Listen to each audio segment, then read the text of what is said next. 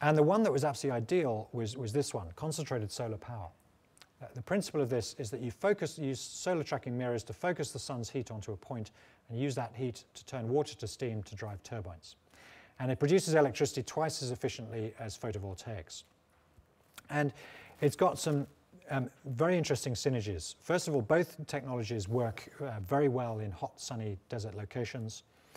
Concentrated solar power needs a supply of demineralized water to keep the mirrors clean. And that happens to be exactly what the seawater greenhouse produces. CSP produces a lot of waste heat. We could make use of all that waste heat to evaporate more seawater and create more fresh water. And we think that with the combination of an inland location and concentrated solar power, we could create perhaps 5 or even 10 times as much fresh water as the standard seawater greenhouse. And this gives some idea of the potential for concentrated solar power. This was from an article in one of the broadsheets claiming that square, 273 kilometers by 273 kilometers, if that were concentrated solar power plants, that would meet the world's electricity demand. And I must admit, I was a little skeptical when I saw that. So I did my own calculation. It's pretty easy to do. I just looked up the surface area of the Earth, looked up an average figure for solar radiation at the surface, and it turns out that we receive about 10,000 times as much energy from the sun every year as we use in energy from all forms.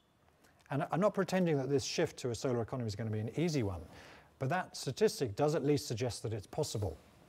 So the challenge is one of it being a challenge to our ingenuity. And it's a challenge that is well worth a try, if you ask me. So the idea really was to create this long hedge of greenhouses with concentrated solar power plants along the way, benefiting from these synergies. And then this image shows all the main elements of the scheme. You've got the sea in the top right, connected by a sea pipe, 3 strips of seawater greenhouse, producing crops within and between the greenhouses, also producing surplus water for human consumption, and then concentrated solar power plants along the way. Another important principle of biomimicry is thinking about anything that is underexploited, anything that is a waste, that should be regarded as an opportunity. And clearly, if you're evaporating vast quantities of seawater, then you're going to be left with a lot of salts. And it's interesting that different things crystallize out at different stages. The first thing to crystallize out is actually calcium carbonate. And the image on the left there is of one of the evaporator panels from the seawater greenhouse after it's been in use for some time, gradually getting encrusted with calcium carbonate. And we could allow that to continue, and then once it's really heavily encrusted, we could take that out and put in a fresh one. And incidentally, it's very simple technology. It's just corrugated waxed cardboard. So if we take out that encrusted block, then that's an artificial limestone block, and we could actually use that as a lightweight building block. And the carbon in that would have come out of the atmosphere into the sea and then into a building product. The next one to crystallize out is sodium chloride, and there are lots of industrial applications for that, so we could actually sell some of that. But at the moment, we're just joking that we're going to try and satisfy Waitrose's demand for overpriced and pompously packaged table salt. Some might say that demand is insatiable, but we think we'd give it a good go. The next one to crystallize out is magnesium chloride. And that's actually a very valuable compound because you can use that as a desiccant in low energy cooling systems. One of the most benign ways of achieving air conditioning is to use evaporative cooling and then desiccants. So in the very parts of the world where you would really benefit from some form of cooling, here we would have a supply of desiccant. And when I was doing some research into peak phosphate, I came across another application for magnesium chloride. Apparently, if you add it to human liquid waste, it forms a compound with nearly all the useful material. Apparently most of the phosphates and nitrates that pass through our body actually leave through our urine rather than our solid waste. So this forms a compound called struvite, which is a very valuable fertilizer.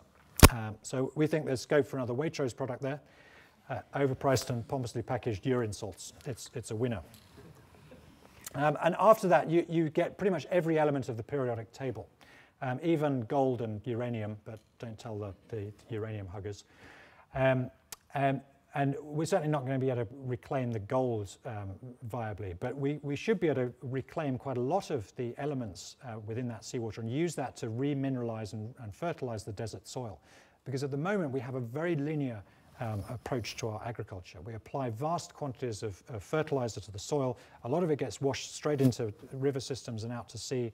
Some of it passes through our bodies, and ultimately a lot of it is getting concentrated in the sea, where it's producing problems of eutrophication and so on. So this potentially could be a way of closing that loop. So the Sahara Forest Project is really a model for how we could create zero carbon food, abundant fresh water in some of the most water-stressed parts of the planet, clean energy, as well as revegetating areas of desert, and locking up vast quantities of carbon within the soils. There's a huge difference in the carbon content of fertile soils and sand. And it's worth bearing in mind that within recorded history, which in geological terms is like the blink of an eye, within recorded history, large parts of North Africa and the Middle East were actually dense cedar forest. And it was people like Emperor Hadrian who cut down vast areas to build navies and cities that started desertification that's been going on ever since. And most scientists agree that it was the colonization of land by plants that produced the benign climate that we currently enjoy. The converse is also true. The more the deserts grow, the more plants that we lose, the more that is likely to lead to, the more that's likely to exacerbate climate change and lead to further desertification. So there's a lot to be said for reversing that process. And now to just sort of return to some of the first themes, I firmly believe that biomimicry has a huge amount to offer. And for pretty much every challenge that we face, whether it's finding clean energy, manufacturing benign materials, harvesting fresh water, there'll be examples that we can turn to within nature that can point the way. And I'd be prepared to bet you that all of those would be completely closed loop, they'd be running on current solar income, and they'd be completely non-toxic. And I feel that over the course of the history of architecture, the best contemporary architecture has always been some kind of creative response to the challenges of its age. So I'd really like to encourage architects to embrace the implications of climate change and use that as a way of shaping a really positive and optimistic and celebratory form of architecture. Thank you for listening.